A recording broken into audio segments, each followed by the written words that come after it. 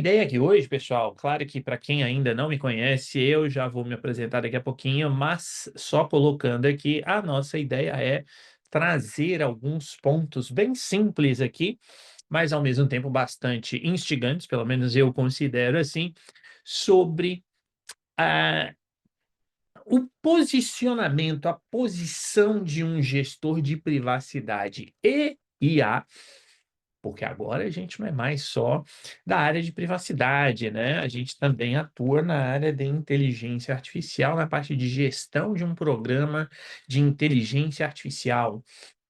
E eu quero trazer aqui um ponto, né? Que é um ponto com o qual eu venho trabalhando. Já vou falar mais uma vez um pouquinho sobre mim aí daqui a 2 minutinhos, que é justamente essa, não vou dizer essa dificuldade, mas esse ponto que é a relação entre conformidade e inovação. E coloco ali, óbvio, provocativamente, se isso é realmente ali um versus, né? Ou seja, se a gente garante ou busca garantir conformidade, será que a gente consegue inovação? Garantir também inovação?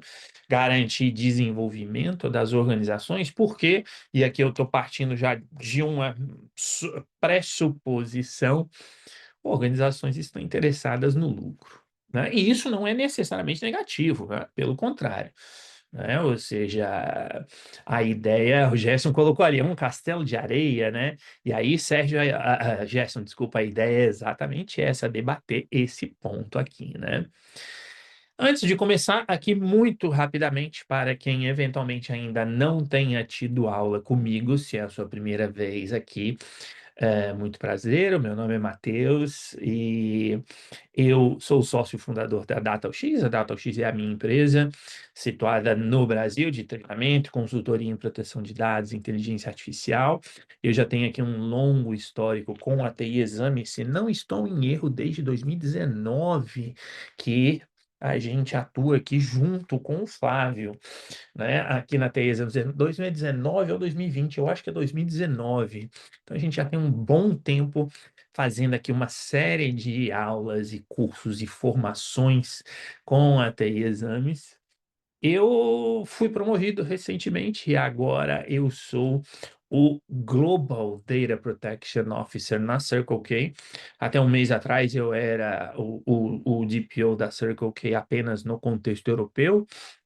E aí, enfim, agora eu passei a ser aí o Global Data Protection Officer, então responsável não só pela proteção de dados na Europa, mas também na América do Norte e Ásia, né? Obrigado aí para Patrícia, Eric, né? Pelos comentários, outros ali estão colocando também, já agradeço aqui. Para quem não conhece, tá? Circle K é uma empresa canadense e ela atua na área de postos de combustível, né? Lojas de conveniência, né? Então, basicamente é isso, né? Enfim, então estou atuando agora nesse ponto. Tenho ali um doutorado em Direito Constitucional na Universidade de Lisboa, tenho mestrado em Ciência Política, tenho bacharelado em Ciência da Computação e em Ciência Política também, tenho várias pós-graduações aí na área de, mais recentemente, claro, na área de proteção de dados e inteligência artificial, eh, eh, na área de transformação digital, né? Então, eu transito aí entre a área mais técnica, por um lado, ainda que seja mais com foco, meu foco é mais na gestão, né? E na área jurídica também, né? Dou aula em pós-graduação e mestrado, no caso da Universidade Europeia, inclusive daqui a pouco vou dar aula para pós-graduação de Direito Digital na Universidade Europeia. Eu estou, neste momento, com eles falando sobre uso de blockchain e regulação financeira, e também no IDP, né, no IDP eu dou aula na pós-graduação de Direito Digital, geralmente vinculada à proteção de dados. Tem algumas certificações, né, não vou mencionar todas elas aqui, e eu também sou membro aí do grupo de especialistas do Comitê Europeu para a Proteção de Dados, né? Então, essa é a minha aí pequena e curta apresentação. E eu já quero aqui começar, até porque, pessoal, eu até já vou pedir desculpas, né? Porque hoje, quem já teve aula comigo sabe que às vezes eu gosto de passar um pouquinho do horário, né? Às vezes uns 5 minutos, 10, às vezes meia hora, às vezes 40 minutos. Mas hoje realmente eu não vou conseguir. Eu tenho uma reunião quando, pelo horário de Brasília, for 11 horas, que eu preciso participar, então, obviamente, eu não vou poder escapar muito, mas eu já deixo aqui até ali a redes, especialmente aí LinkedIn, Instagram, tem meu canal no YouTube, se alguém quiser manter contato, claro, é só mandar mensagens por lá, sem problema nenhum, tá? E eu já começo aqui, pessoal, hoje eu quero fazer uma coisa um pouco diferente, um pouco mais interativa, tá? Que é o seguinte, fazer essa pergunta. E eu intitulei ali, né, uma pergunta sincera, né? Garantia de privacidade. E ali, quando eu falo privacidade, incluindo também, claro, o uso de inteligência artificial, né? E inovação são incompatíveis, tá? Para quem também está tendo aula pela primeira vez aqui comigo, fiquem sempre à vontade, vocês já devem ter percebido. Fiquem à vontade para escrever no chat. Eu tenho o chat aqui aberto, então eu leio, não vou dizer que 100%, mas 90% das mensagens eu estou aqui lendo enquanto eu estou dando aula. E a ideia é fazer de uma maneira, como eu falei, um pouco mais interativa. Então eu queria saber de vocês aí, basta colocar aí sim ou não. Vocês acham que são incompatíveis? E quando eu falo ali privacidade, eu repito, garantia, não é? Cumprimento das legislações de proteção de dados, eu coloco aqui no plural. Obviamente que ali na privacidade também já estou inserindo a parte de inteligência artificial, não é? E temos a parte de inovação. Quando eu falo inovação, é aquilo que eu falei no princípio, né? Ou seja, a inovação seja no sentido da própria empresa desenvolver novos produtos e serviços, eu estou chamando isso aqui de inovação, não é? Mas também pensando aqui na questão financeira. Eu repito, eu não tenho nenhum problema em dizer isso, não é? O objetivo das empresas vai, obviamente, ter lucro, não entro no mérito aí, acho que isso não é negativo, tá? Então, essa é a minha pergunta, tá? E pelas respostas que eu estou vendo aqui, né? Eu acho que a maior parte das respostas vão em direção ao que eu vou mostrar agora, que é isso aqui, ó, tá? Ou seja, que é outra pergunta também, para provocar aqui um pouco de reflexão, primeiro num sentido um pouco mais abstrato, mas claro que daqui a pouco a gente vai chegar no sentido prático, que afinal de contas, como que a gente vai garantir isso? Né? Essa aqui é a ideia. E obviamente que ao ler aí a segunda pergunta, vocês já estão tendo um spoiler aí do rumo que eu vou seguir, né? E efetivamente, e eu acho que, por isso que eu falei, acho que vai aqui no sentido do que vários de vocês colocaram aqui, né? No chat, quer dizer, a gente tem, obviamente, uma questão de risco, né? No fim das contas, eu acho que vai depender sempre aí dessa análise de risco. E aqui eu faço indiretamente também outra provocação, que é a seguinte: eu vou partir aqui do princípio de que vocês, ou a maioria pelo menos, é profissional da área de proteção de dados, ou mexe com proteção de dados, com inteligência artificial, com segurança da informação. E eu vou colocar todos nós aqui no mesmo saco, como se diz, né? Será que a gente está gerenciando mal o risco? Tá? E aí, neste sentido ainda, né, a gente tem aqui, por exemplo, um exemplo muito claro, o uso de inteligência artificial para fazer triagem de currículos, né? Eu acho que isso é um elemento central. Eu imagino que todos vocês já tenham visto situações como essa, né? E ali, né, o Nuno colocou exatamente o ponto que eu vou chegar lá, né? O problema não é a inovação, é como o risco é gerido. Então, quando a gente olha para uma situação como essa aqui, que eu estou colocando agora, e há na triagem de currículos, tá? Qual é a promessa? Né? Reduzir o viés, porque afinal de contas, né? De repente, em princípio, quando você tem recrutadores, pessoas da área de RH lendo os currículos, as pessoas podem, obviamente, ter as suas interpretações, elas podem ter enfim, seus próprios vieses, por que não? Afinal de contas, todos nós temos, tá? Não existe a ideia de isenção, né? Então, não tem como escapar disso, a gente tem sim, né, esse viés. Então, a ideia é reduzir esse viés. E acelerar a contratação, obviamente, né? A gente sabe que empresas recebem aí, elas não recebem um, dois, três currículos, elas recebem centenas. Basta aí vocês entrarem em vagas no LinkedIn, aparece lá quantas pessoas se candidataram, né? Então, até um tempo atrás, eu estava vendo algumas, óbvio, assim como aparecem para vocês essas sugestões de vagas, para mim também aparece. Falei, deixa eu ver como é que tá a coisa, né? E tinha vagas que tinha lá mais de 100 candidatos, mais de 200 candidatos, né? Isso, vaga de uma semana com mais de 200 candidatos. Então, obviamente que a ideia aqui, e tem o seu ponto positivo, acelerar a contratação. Qual é o problema? O modelo, ou modelos, e aqui, óbvio, né, não só esse, mas todos os outros exemplos, né, pessoal, eu estou colocando de uma maneira genérica. Óbvio que existem situações específicas, né, mas de maneira geral, a gente sabe que esses modelos podem reproduzir discriminação de maneira histórica, né? Ou seja, a gente sabe que pode haver isso, que assim como existe o viés humano, existe o viés que eu vou chamar aqui viés da máquina, digamos assim, não necessariamente dela, mas devido aos dados do seu treinamento. Então, quer dizer, é você trocar seis por meia dúzia, né? A vantagem ali de acelerar a contratação, obviamente, é muito mais rápido para você fazer uma análise, mas, ao mesmo tempo, nem sempre o viés é reduzido, né? E aí a pergunta é essa aqui: quem que é responsável, tá? Quem que vai ser o responsável, né, por solucionar isso? Ou, eu posso até fazer uma pergunta de um outro sentido: quem que é o responsável por causar esse viés?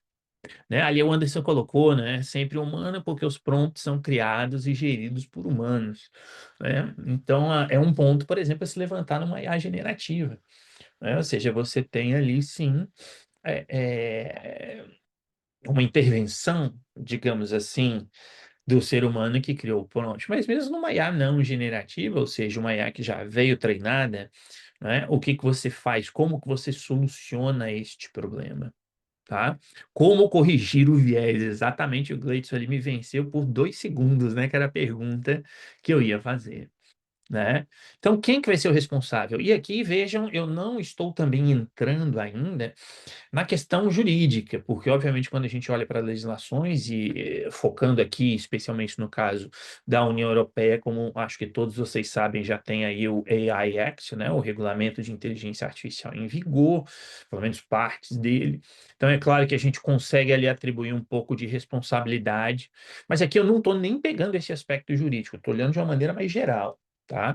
Então, a gente tem essa questão. E aí, a gente tem muitas vezes a área da privacidade ou a área de privacidade de uma organização ah, sendo responsável, mas vejam aqui a minha perspectiva. Sendo responsável, não obviamente por esses, eu vou chamar de erros, entre aspas, pelos viés, mas sendo responsável por, muitas vezes, ou sendo vista, não é que ela seja, não é que a área de privacidade ou de compliance seja a área responsável, mas é vista como a área que impede essa inovação, né? Vista como a área que cria obstáculos, né? Porque o pessoal tem projetos na cabeça deles maravilhosos, fantásticos, e aí, de repente, vem lá a turma da privacidade e fala: não, não, aqui nós temos um problema, ou aqui nós temos uma situação, vai com calma, aquela coisa toda.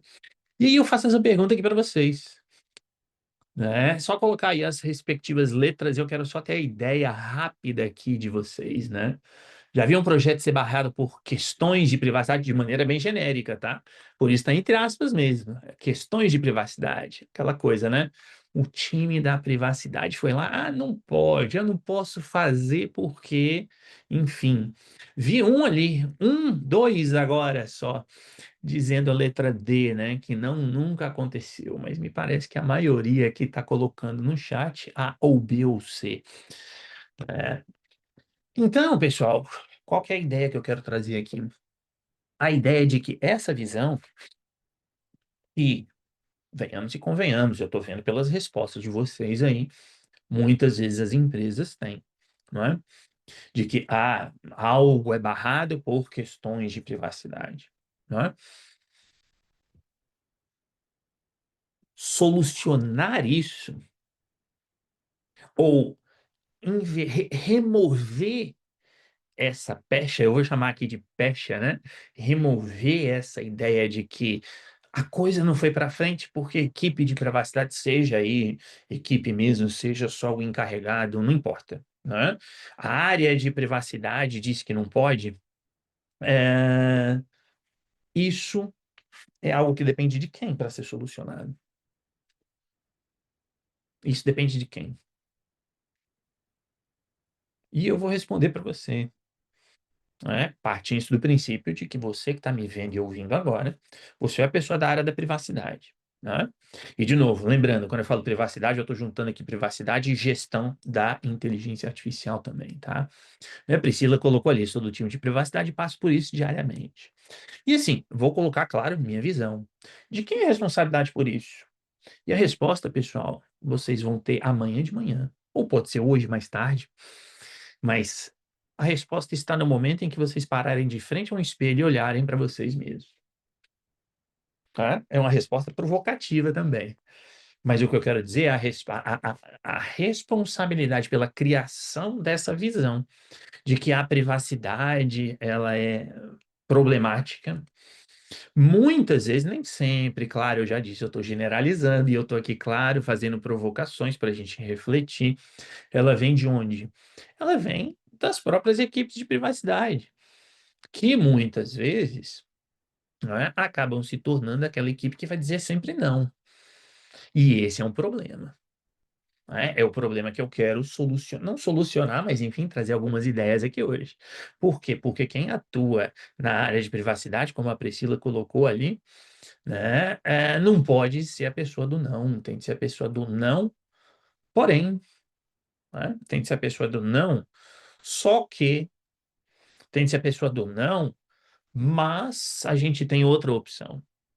E é claro que existem situações em que nós temos linhas de delimitação ou de linhas, limites que a gente não vai cruzar, né? A gente não vai passar, ultrapassar essas limitações, isso é claro, tá? Né? Que aí a gente cai no problema que o Luiz Antônio colocou ali, né? Ou seja, a equipe dizer sim o tempo todo. Tá? Então, a ideia é exatamente isso que a Priscila colocou, né? É tentar viabilizar dentro desses limites, e aqui agora eu estou dizendo limites legais, propriamente ditos, né? Mas buscar soluções.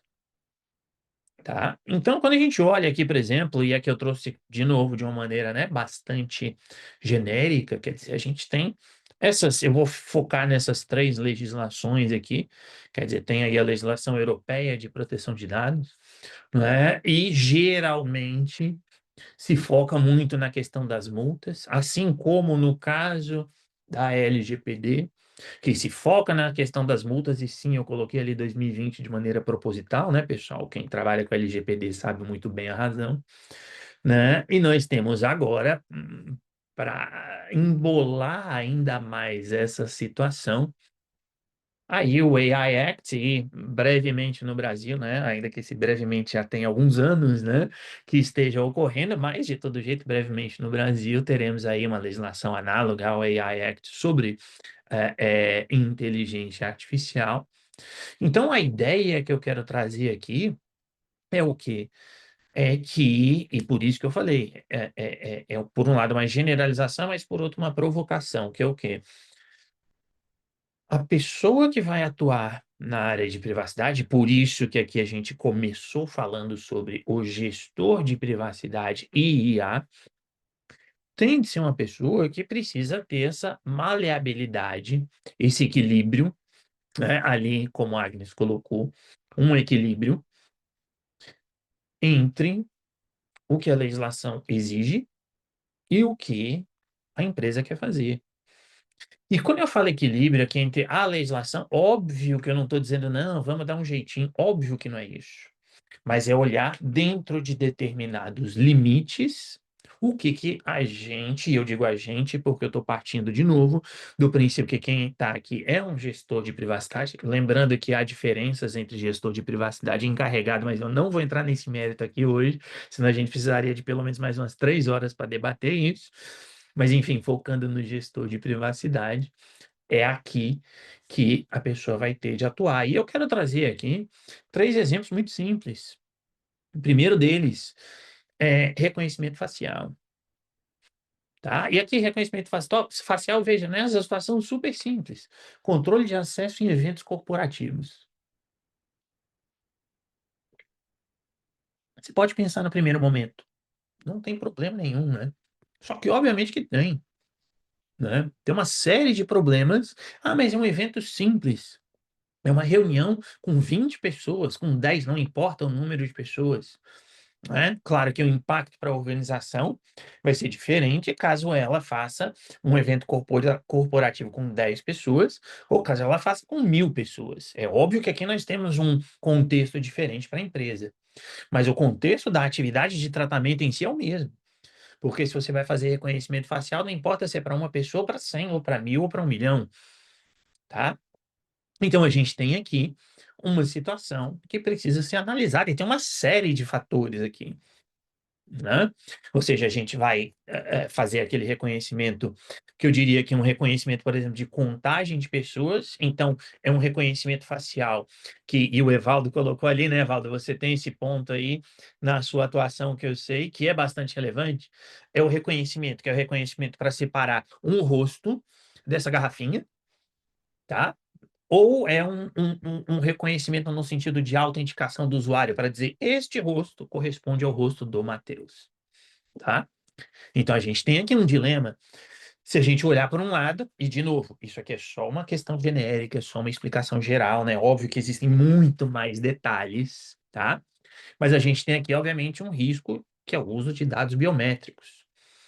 Tá? E aqui eu também não vou entrar no mérito, mas tem base legal. Não é esse o foco, lembrem-se. O foco é a gente compreender que há um claro risco, porque se eu estou falando de reconhecimento facial, eu estou falando em princípio de uso de dados biométricos, que por definição legal são dados sensíveis. E se são dados sensíveis, eles têm um risco maior automaticamente.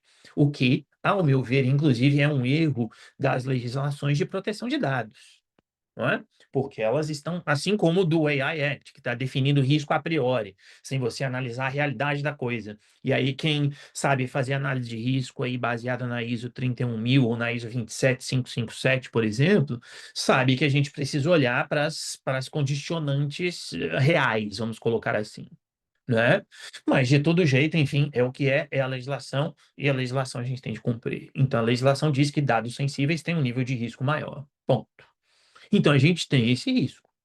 É uma categoria especial de dados pessoais, tá? Por outro lado, a gente ainda tem, pelo menos como eu falei aqui, nesse momento apenas no contexto europeu, mas eu também vou utilizar isso porque isso serve para a gestão da IA, no caso brasileiro. Aqui a gente tem, com base no AI Act, com certeza um tratamento que é chamado de alto risco, e dependendo da forma como esse reconhecimento é feito, ele é até proibido. Tá? Por quê? Porque atividades de tratamento de reconhecimento facial no âmbito do local de trabalho, dependendo de como se queira fazer, a gente tem a proibição, tá? Então, eu tenho o quê? Uma possível solução. Não estou dizendo que seria esta a solução, mas é um caminho, pelo menos, a ser seguido. Fazer o quê? Né? A DPIA, né? O relatório de impacto, RPD, com base na LGPD. A gente pode tentar buscar alternativas menos invasivas. Por quê? Porque se eu quero fazer um controle de acesso em um evento corporativo e, por exemplo, eu tenho um evento corporativo com 500 pessoas, é uma coisa. Se eu tenho um evento corporativo com 10 pessoas, é outra. Será que eu preciso usar reconhecimento facial para saber quem são as 10 pessoas? Tá? E a gente, obviamente, vai prezar pela transparência. Então, repito, aqui é um exemplo bem genérico, eu estou colocando aqui, claro, riscos e condicionantes de uma maneira super genérica. Lógico que na prática a gente teria de analisar a realidade para ver como ela se apresenta, mas a gente tem esse ponto. Eu tenho uma outra situação aqui um chatbot com IA generativa, a coisa mais simples que existe, né? Você entra hoje em qualquer chat, em qualquer site, desculpa, de qualquer empresa, e a gente tem um chatbot lá disponível, não é? Só que aqui nós temos uma característica, né? Que é o quê? O chat pretende aprender com as suas conversas. Então, a empresa está querendo desenvolver algo em que ela não usa só uma IA generativa, seja lá qual for, baseada nos dados da própria IA. Ela quer, obviamente, com o passar do tempo, usar as próprias iterações ou interações com os seus consumidores para poder melhorar a conversa. Faz sentido? Óbvio que faz sentido. É claro que faz total sentido. Faz total sentido porque os meus consumidores vão entrar em contato com o meu chatbot, eu vou ter as informações que os meus consumidores estão perguntando para mim, e com base nisso eu posso melhorar o atendimento. Com base nisso, eu posso eventualmente ter novas ideias, porque entra um consumidor dizendo: Poxa, olha, vocês vendem o produto A, mas não vende o produto B. E aí eu falo: Poxa, não é mesmo? Eu posso começar a vender o produto B. Eu posso pegar aquilo dali, que é uma reclamação de um consumidor, e melhorar alguma coisa que eu já tenho. Tá? E eu posso, eventualmente, especialmente se o chatbot for identificado, ou seja, se eu fizer a ligação entre quem está falando no chatbot e o conteúdo, eu posso, de repente, pegar um consumidor que está insatisfeito e dar um desconto para ele, fazer um agrado, fazer uma coisa assim. Então faz sentido? Claro que faz sentido, não é? Só que aí qual é o problema que a gente pode ter aqui? Vários, dentre os vários, eu selecionei dois. O primeiro deles é o vazamento de dados confidenciais. Percebam que eu não estou usando a palavra confidencial aqui como sinônimo de dados sensíveis, nem como sinônimo de privacidade, tá? Eu estou usando aqui a palavra confidencial no sentido do negócio, tá? Ou seja, todo dado de uma empresa, em princípio, é um dado confidencial, seja ele dado pessoal ou não. Então, eventualmente, eu posso ter sim o vazamento disso, o que envolveria, obviamente, dados pessoais, especialmente se houver, repito, a ligação, né, a relação entre o consumidor e o conteúdo dos chats. Então, eu poderia ter, claro, dados pessoais, mas eu posso ter dados que são dados apenas empresariais, não pessoais, e que, portanto, a LGPD e, em tese, o gestor de privacidade não teria de se preocupar com eles, mas se a pessoa também gere um sistema, faz a gestão, né, de um sistema de IA dentro da organização, ele vai precisar saber e cuidar disso também, né? Já que, enfim, a gente está falando de dados confidenciais que podem revelar ali, digamos, o fundamento do negócio da empresa. Então, eu tenho esse problema e eu posso ter ainda a falta de base legal. No chatbot, qual seria a melhor base legal? É o consentimento ou é o legítimo interesse?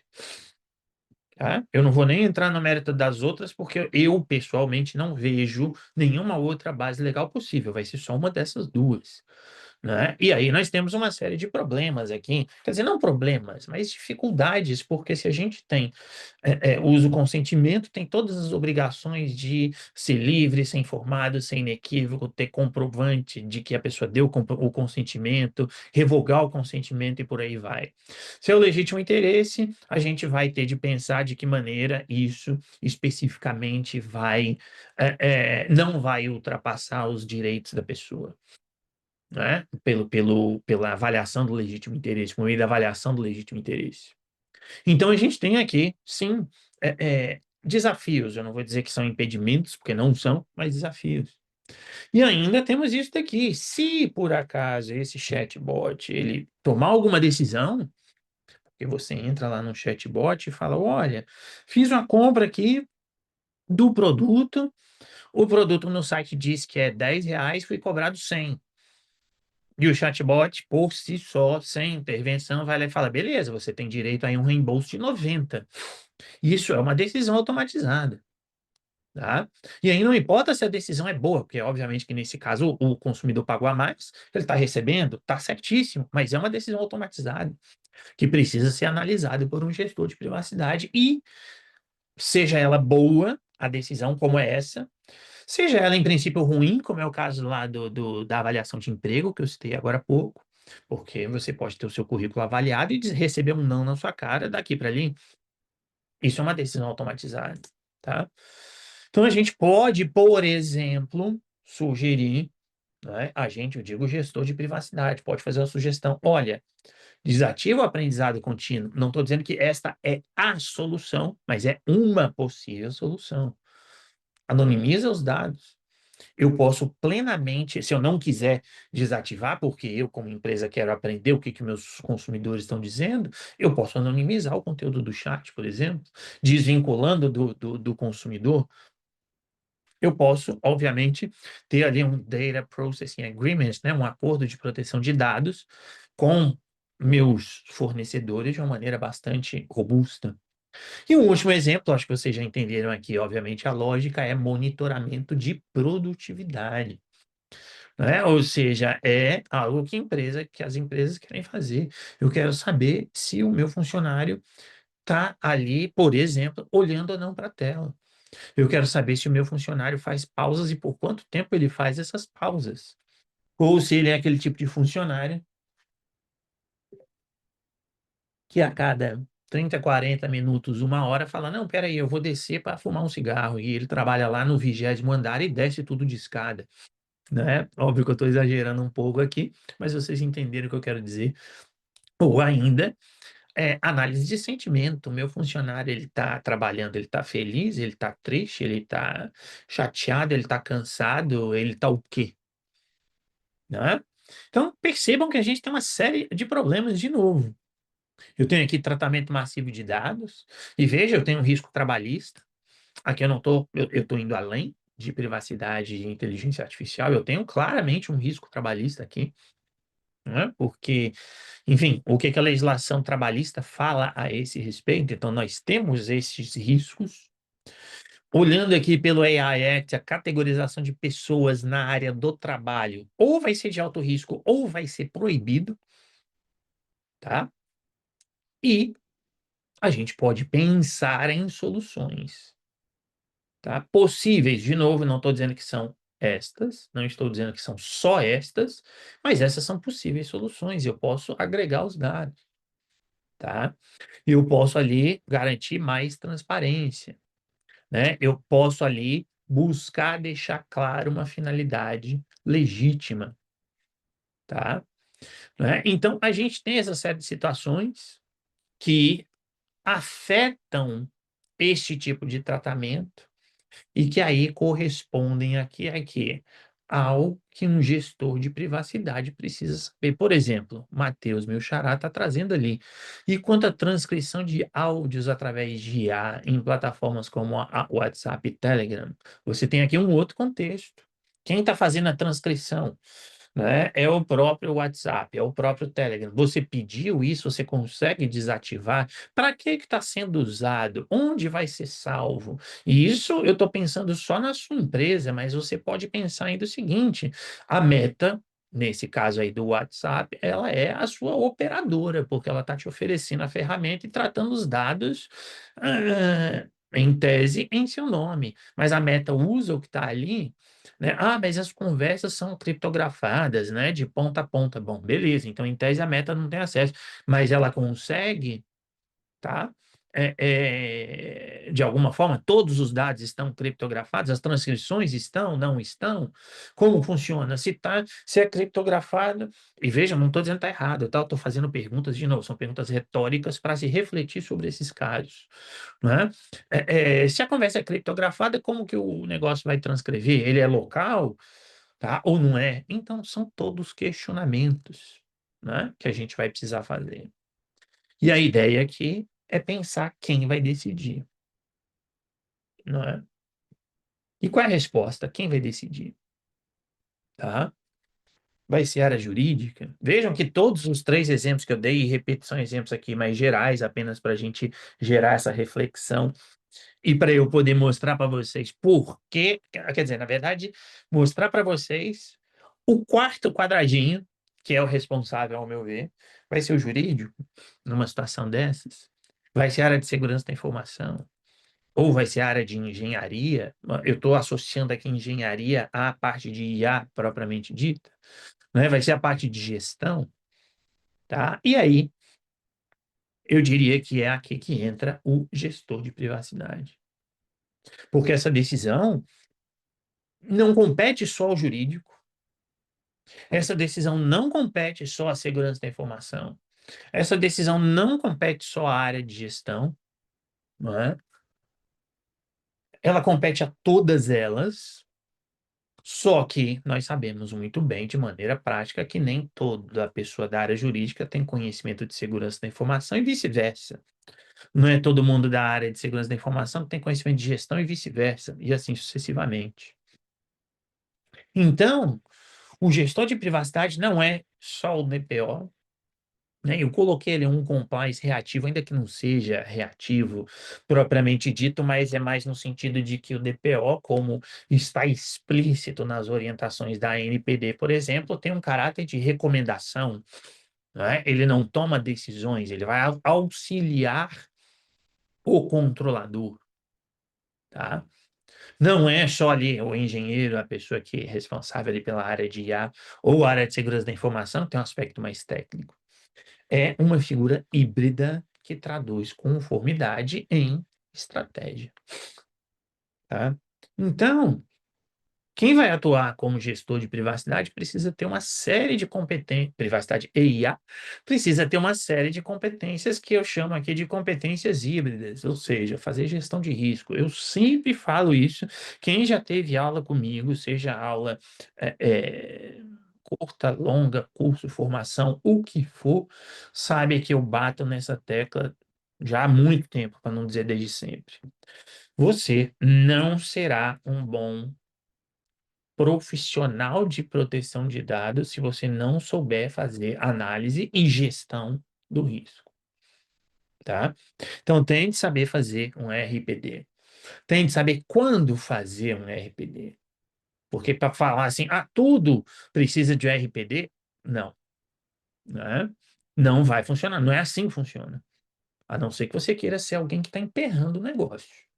Porque se você falar, opa, todas as atividades de tratamento precisam de RPD, você está dizendo que tudo vai precisar ser feito RPD e um RPD não é feito em 10 minutos, tá? Não se faz. Um RPD em 10 minutos, dependendo do contexto, não se faz um RPD em uma semana, não se faz um RPD nem em um mês. Você pode tomar mais tempo.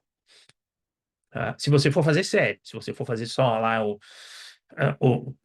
dar o check lá nas caixinhas, aí é outra história. Mas se for fazer efetivamente para que seja um gestor de privacidade IA que busca o equilíbrio entre a conformidade e a inovação, você não vai fazer de qualquer jeito. Né? Tem de saber fazer aquilo que eu estou chamando aqui de AI DPIA, ou seja, RPDs com foco em inteligência artificial. Tem uma diferença, eu estou usando a mesma nomenclatura, mas não é a mesma coisa, porque o RPD é para proteção de dados, e aqui eu estou falando de uma análise de risco no uso de inteligência artificial, o que vai além da proteção de dados. Tem de saber mexer com políticas. Tem de saber mexer com controles, saber quais são os controles, o que são esses controles, como eles podem ser usados, para que eles servem, mas tem de ter também um pouquinho do seu conhecimento técnico, entendimento de IA, entendimento de viés, entendimento de explicabilidade. E talvez tenha de ter aquela que, de novo aqui essa provocação, talvez seja a mais importante de todas elas, que é essa aqui, comunicação. Porque o gestor de privacidade IA vai precisar fazer o quê? Ele vai precisar chegar no pessoal do jurídico e dizer, olha, dá para a gente fazer assim, assim, assim. Ele vai precisar chegar no pessoal que está mexendo com IA ou com segurança da informação e dizer, dá para fazer assim, assim, assado. Vai precisar pegar isso tudo e levar lá para o negócio, para as áreas de negócio e dizer, olha, o que você quer fazer não dá para fazer assim. Mas, e por isso que eu falei antes, que a área de privacidade IA não pode ser o não, ela tem de ser o não, mas dá para fazer assado, tá? Então, são competências, são características que essa pessoa precisa ter. E aqui, pessoal, eu não estou dizendo que esta pessoa que é o gestor de privacidade vai precisar saber tudo, porque ninguém sabe tudo. Não é isso. Mas o gestor de privacidade, ele tem de saber fazer ali o seu meio termo, no sentido de entender dessas áreas, entender o que que ele está dizendo, e mais buscar solucionar o problema para o negócio, tá? Saber solucionar e fazer com que a empresa avance, mas dentro do escopo da conformidade. Como o Evaldo colocou ali, sem juridiquês por um lado e sem o techniquez do outro lado, tá? E aí, mas colocou que não seria a função do Chief Artificial Intelligence Risk Officer, não, tá? Eu não vejo dessa forma. Na minha visão, não, porque da maneira como você está colocando, Márcio, ali você está colocando a pessoa que muda, aqui que muda, pessoa que lida com inteligência artificial, maravilha. Mas a gente está aqui colocando também a área de privacidade. Tá? Então, eu estou colocando aqui o gestor de privacidade e de IA, embutindo as duas coisas em uma única função, tá? Para que você possa definir. Até porque o nome eu vou colocar função que você chamou, já limita um pouco. A gente está falando de um risk officer, é uma pessoa que cuida só do risco. Mas aqui eu não estou falando só do risco, eu estou falando da gestão do negócio como um todo, tá? Ou seja, não é só gerir risco. Porque gerir risco, Márcio, eu posso chegar e falar, tal coisa tem um risco médio, tem um risco baixo, tem um risco alto. Beleza. Mas e aí, o que que você faz com essa informação? Tá? Que decisão que é tomada considerando os objetivos do negócio? Não é? Inclusive, esses três exemplos aí que eu trouxe, né, o de evento corporativo, chatbot, quer dizer, são exemplos que eu trouxe aqui porque são esses, sem entrar em detalhes, obviamente, são coisas que aconteceram aí que eu tive de lidar com isso. Então, esse é o ponto aqui que eu quero trazer, né? Quer dizer, você traz, por exemplo, do chatbot, você traz soluções, porque veja, se eu ficar só no AI Risk Manager, eu vou dizer, olha, realmente tem aqui um risco tal, tá, mas e aí? Como é que você soluciona, né? Por isso que aqui, trazendo os dois, o gestor de privacidade de IA, você tem de mexer com esses princípios, por um lado, né? O privacy by design, ethics by design, né? Ética, né? Mas você também tem de saber ferramentas, tá? Então eu posso dizer, por exemplo, que algo tem um risco baixo, né? Mas aquilo é ético, e aí, Márcio e todos os demais, né? Eu sei que você já colocou aí, Márcio, eu já entendi, mas só para reforçar, né? Quer dizer, a ideia é justamente vocês pensarem o quê? Eu tenho as ferramentas, beleza. Mas o fato de eu ter uma matriz de risco, de eu usar lá o NIST, a ISO 42001, e chegar, por exemplo, a um risco baixo, significa dizer que eu devo fazer? E eu acho que é aqui que entra um pouco essa, eu não vou dizer maleabilidade, mas é esse jogo de cintura que um gestor de privacidade precisa ter entre conformidade e a inovação. Não é só a questão do posso, mas é a questão do devo fazer. Né? E aqui, para a gente finalizar, a gente está já caminhando aqui, eu sei que passou bastante rápido, né? Mas para a gente começar a finalizar aqui, exatamente isso que a Viviane colocou, né? Tem um olhar de business analyst, né? Junto ao jurídico, tecnológico e por aí vai, né? Então, aqui, por exemplo, eu trago essa situação só para a gente ver o que que daria, o que que um gestor de privacidade pode, como um gestor de privacidade pode lidar com essa situação aqui, ó. Tá? Situação bastante comum, vejam aí. Empresa de varejo de médio porte, 80 colaboradores, 250 milhões de reais de faturamento anual, quer implementar um sistema de precificação dinâmica baseado em IA, tá? Baseado em IA. Precificação, acho que todo mundo sabe o que é precificação dinâmica, né? Espero que vocês saibam, né? Se não, os pontos aqui, tá ali, né? O objetivo é ajustar os preços em tempo real com base nesses itens. Então, basicamente é isso, tá? Basicamente é isso, né? Você vai olhar ali o perfil do cliente. Então, vejam aqui, né?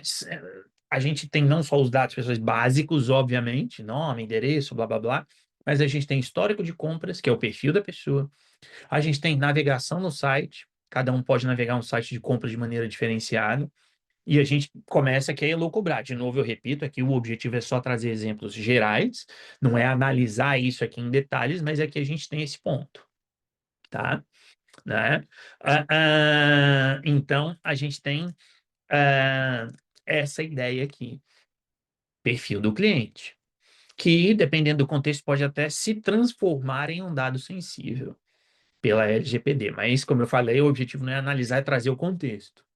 Eu vou olhar as localizações geográficas, vou olhar o horário do dia da compra, vou olhar o estoque. Com base nisso, eu vou lá e defino que, bom, se a pessoa estiver comprando do lugar tal, no horário tal, o produto custa R$ 10. Se ela estiver comprando do outro local, num outro horário, e se agora meu estoque está baixo, o preço não é 10, é 15, tá? Então, eu vou fazer isso. Qual é a promessa aqui nesse contexto aqui, né? Desse exemplo, claro.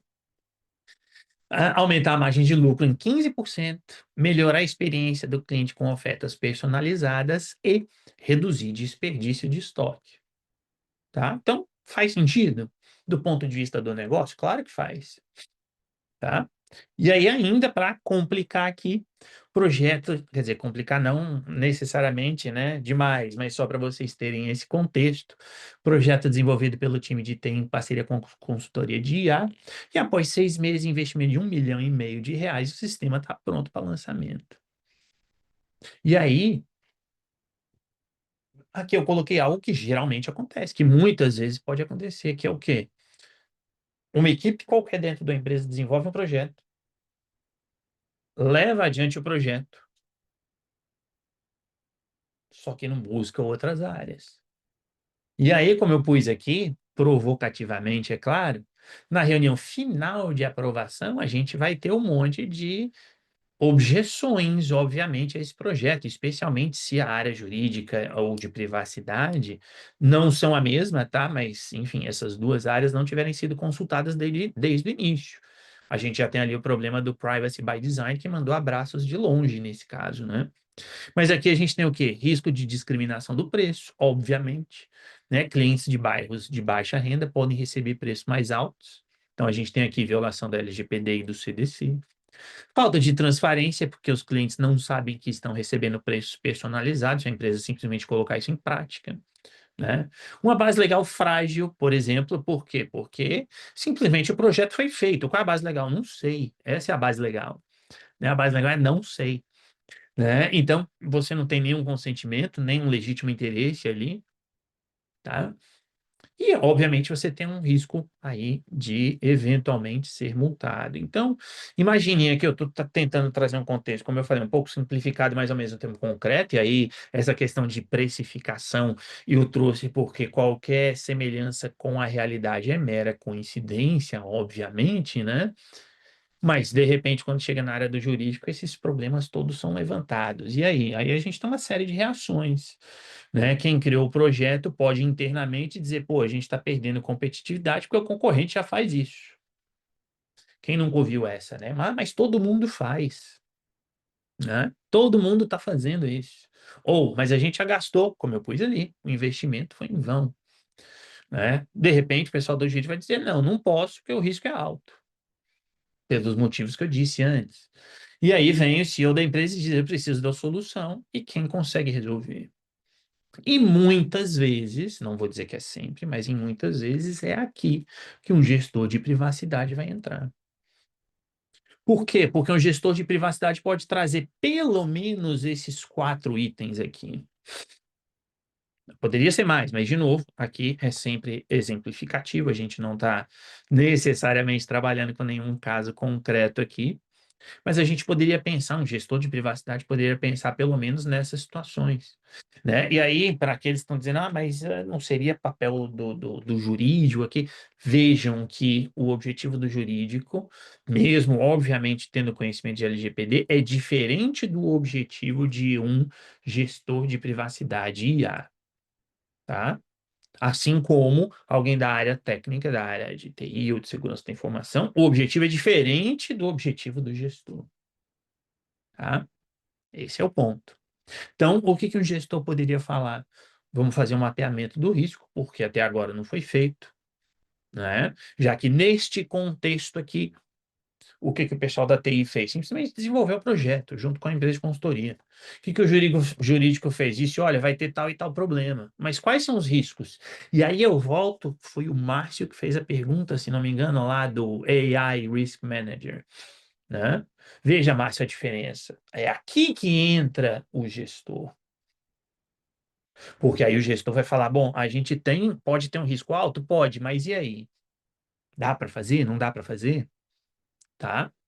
Então a gente pode fazer mapeamento de risco, pode fazer lá o RPD, a gente pode redesenhar a atividade. Ah, mas vai gastar, vai demorar. Bom, aí é o que alguém vai tomar decisão, mas é o que o gestor pode sugerir, redesenhar sim, tá?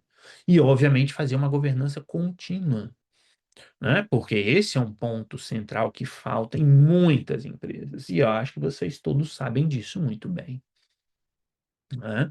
Vocês devem saber muito bem que muitas vezes falta essa governança contínua aqui nas organizações, porque elas acham que para você fazer uma atividade de tratamento ou com IA, o que que você precisa fazer?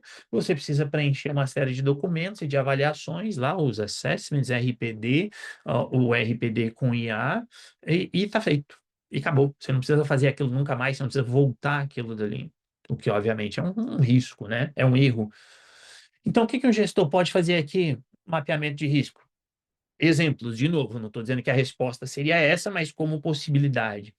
Identifica que o problema não é a precificação em si, mas sim como ela está sendo implementada.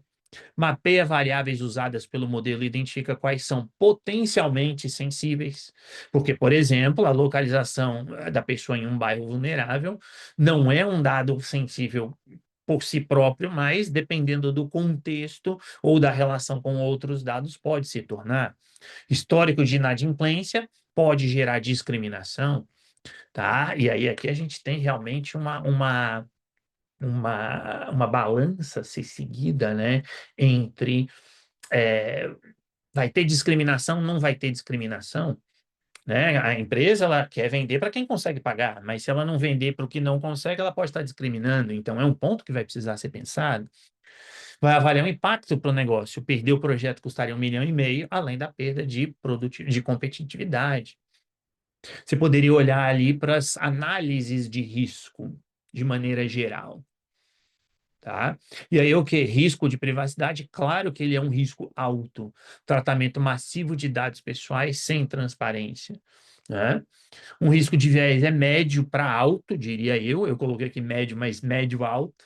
O modelo pode discriminar por localização ou histórico. O risco para o negócio seria alto. Imagina se isso aqui der errado. Então, você pode ter multa, pode ter o dano reputacional, né? Pessoalmente, eu enfatizo já há algum tempo que o dano reputacional pode ser muito mais alto do que a multa. Né? Eu sempre gosto de dizer, a multa, a empresa vai lá e paga, ela divide em 50 milhões de vezes para o governo federal e ela vai lá e paga. Ela se aproveita daqueles programas que o governo faz de tempos em tempos para pagar débitos atrasados com 90% de desconto, ela vai lá e paga, mas o dano reputacional nem sempre isso vai acontecer. Ao mesmo tempo, você tem uma oportunidade alta, que é o que? Aumento da margem e personalização. Isso, Evaldo, o refis, exatamente esse, né? Então, mas tem uma oportunidade. Então, de novo, aqui é análise de risco. Né? Você tem um risco um pouco alto, mas você tem uma oportunidade alta. E aí, o que que vai ser priorizado? Tá? O gestor pode propor ajuste técnico e ajuste de governança. Então, eu trouxe aqui os dois, né, nesse slide. Ajuste técnico, o quê? Remover variáveis potencialmente sensíveis, implementar questão de explicabilidade, limitar a variação de preço, por exemplo, em vez de deixar a inteligência artificial fazer tudo, né? Ele vai limitar. Diferença máxima, vai padronizar. Olha, o máximo é de 10%, tá? Porque assim você evita discriminação. Fazer anonimização. Né? Dá para anonimizar esses dados e aí você consegue garantir um pouco mais de privacidade. Ao mesmo tempo, você pode ter governança, pensar na base legal, e aí eu posso pensar que, lembra, no contexto lá não tinha, foi desenvolvido o projeto, não tem nada. Posso basear isso aqui no legítimo interesse? Claro que sim. Fazendo a avaliação de legítimo interesse, na prática, dá para fazer isso. Eu posso fazer uma política de transparência, deixando claro que isso acontece. Eu posso garantir ao titular o direito de opt-out, até porque se eu estou usando legítimo interesse, eu devo garantir esse direito dele de sair fora disso aqui. E aí deixar claro, olha, ou você pode seguir aqui com a precificação dinâmica, ou você vai garantir o preço padrão, que pode ser mais baixo ou pode ser mais alto do que o sistema vai te dizer. Escolha do titular, tá? Se houver dados sensíveis, o gestor pode dizer, olha, tenham atenção aqui, que vai gerar isso, isso, isso, ou vocês querem colocar tal coisa. Então vai precisar de consentimento, porque dados sensíveis, como vocês sabem, no caso da LGPD, não tem legítimo interesse. E aqui eu não estou usando esse sistema de precificação para garantir segurança na autenticação do titular, como diria a linha G do artigo 11, né, da LGPD. Então, fica meio complicado. Eu posso ter documentação completa de tudo. E aí aqui, pessoal, para quem não souber, você pode fazer tudo isso, você é gestor, você pode fazer tudo isso usando inteligência artificial, inclusive para documentar tudo. Como você pode usar, por exemplo, o Gemini, pode utilizar o Claude e pode utilizar o ChatGPT na linha de comando. E você pode criar agentes, né? Eu não sei se vocês já usaram ou não, mas essas três ferramentas, outras também, mas eu vou ficar nessas três. Você instala no seu computador, usa na linha de comando, você pode criar agentes com as três inteligências atuando sobre os mesmos arquivos, e todas elas têm mecanismo para você, que é o barra init, para você documentar o que foi feito, tá? Então, eu tenho, por exemplo, o Gemini fazendo pesquisa, eu tenho o Claude redigindo textos e eu tenho o ChatGPT meio que supervisionando as outras duas, vamos colocar assim. Todos eles trabalhando no mesmo arquivo, você vai ter arquivos Markdown, por exemplo, tá? E aí, no fim, você pode pedir para elas, olha, agora você cria a documentação. A cada sessão que você abre, você cria nova documentação. Você tem todo um histórico, tá? Eu estou usando isso em alguns casos, porque eu ainda não consegui autorização para instalar essas IAs via linha de comando no meu computador do trabalho, mas tem certas coisas que eu faço no meu computador pessoal que dá para fazer isso perfeito. E ele gera toda a documentação, mantém entre as sessões, porque obviamente eu não vou deixar minha linha de comando aberta o tempo todo, não é? Então, eu consigo fazer isso, tá? E aí, no fim, eu ainda posso aqui fazer a governança contínua. Posso? Não, devo, né? Fazer a governança contínua. Então, auditoria trimestral, por exemplo, do viés, verificando se o modelo está funcionando como se espera. Fazer uma reunião semestral, revisão, desculpa, semestral de conformidade, para ter certeza de que a base legal está funcionando bem. Gerar um canal ou abrir um canal de reclamação para que os clientes façam reclamações e com isso eu retroalimento o meu sistema. E no fim das contas a gente tem aqui um projeto aprovado. Eu tenho um lançamento, claro que isso aqui é tudo hipotético, obviamente, né? Ou seja, um lançamento, eu tenho uma margem, aumento da margem de 12%, que era abaixo da meta original de 15%, mas de maneira sustentável. Eventualmente eu não vou ter reclamação, vou ter muito poucas reclamações, né? Enfim, eu tenho uma série de benefícios aqui, eu repito, né? Esse slide aqui é totalmente hipotético, é lógico, como uma solução no melhor dos mundos, sem dúvida alguma, mas você tem essa pessoa que está fazendo, então, a gestão da privacidade e do uso da IA pela empresa. Então, o problema aqui não é o uso da IA em si. O problema é a falta de governança. E aí, é para isso, então, que, de certa forma, vai vir aqui um gestor de privacidade e de IA. Equilibrar risco e oportunidade. Tá? É essa pessoa, é essa função que aqui a gente chama de gestor de privacidade IA, mas que pode ser qualquer outro nome, desde que não seja encarregado de proteção de dados, por favor, né? Para manter aqui, defender o meu quinhão aqui, como se fala. Mas pode ser qualquer pessoa que vá fazer esse meio de campo entre as áreas. Tá? Repito, eu estou chamando de gestor de privacidade e trazendo essas tarefas aqui, não é? Dentre outras, é claro, aqui tem meia dúzia de tarefas, obviamente, tá? Então, estruturar o programa de governança tanto de privacidade quanto de IA, liderar times multidisciplinares, aplicar os frameworks, criar cultura de ética e muito mais. E é por isso que aqui a gente separa. É por isso que eu falei agora há pouco. O gestor de privacidade não é o advogado da empresa. O gestor de privacidade não é a área de TI ou de SI, tá? É a parte, entre aspas, é claro, a parte, tá? Como ali o Anderson colocou, né? Gestão adaptativa, tá? Porque você precisa fazer isso, né? Eu trago aqui essa frase que eu ouvi num webinar recente, coisa de um mês atrás, e eu plenamente concordo, por isso que eu estou compartilhando com vocês, né? Quer dizer, organizações que lideraram o mercado serão as que usaram IA com responsabilidade. E aí, quando a gente fala usar IA com responsabilidade, isso envolve não só as legislações de inteligência artificial, mas de proteção de dados e questões éticas, por isso que o gestor de privacidade está no meio.